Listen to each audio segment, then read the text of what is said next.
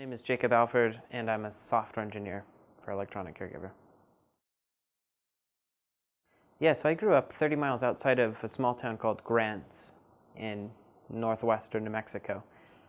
That's along I-40, right outside of Albuquerque, for about an hour. I do remember growing up without internet, or at least without very fast internet. I know in my town in Grants, I got like 8 megabits per second, which is pretty awful considering now I get 600 megabytes per second, or megabits per second. So when you're in the tech industry and you're like interested in tech and programming and websites and software, it's really hard if you don't have like a really fast connection. So that's why some of these things that are being proposed, internet from space and such, it's really exciting.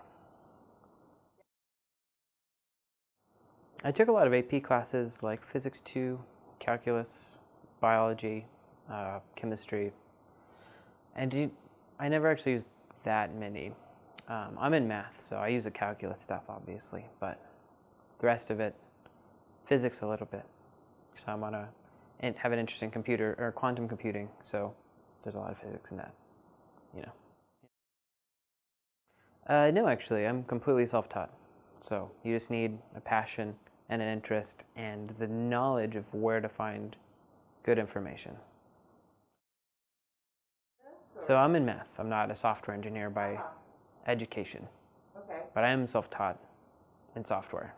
So me personally, I'm a functional programmer. I really enjoy functional programming, and so that's largely based on this abstract branch of mathematics called category theory.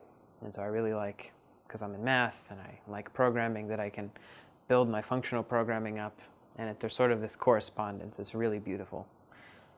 And yeah, if I would encourage anybody who is interested in programming to look into functional programming, particularly Haskell, there's a really good library called FPTS and TypeScript if you're interested in the front end. Yeah. Yeah, so 5 years, I'm probably looking at data science. Data science, eventually, like the long-term goal is some kind of quantum computing with cryptography, some kind of something. I think it's there, and I think it's going to be important. I just don't know, how long it's going to be. Like, is that 5 years technically? Is it 20 years? I don't know. I have some time left, though, thank goodness. I would say ruthless honesty. It's the best policy.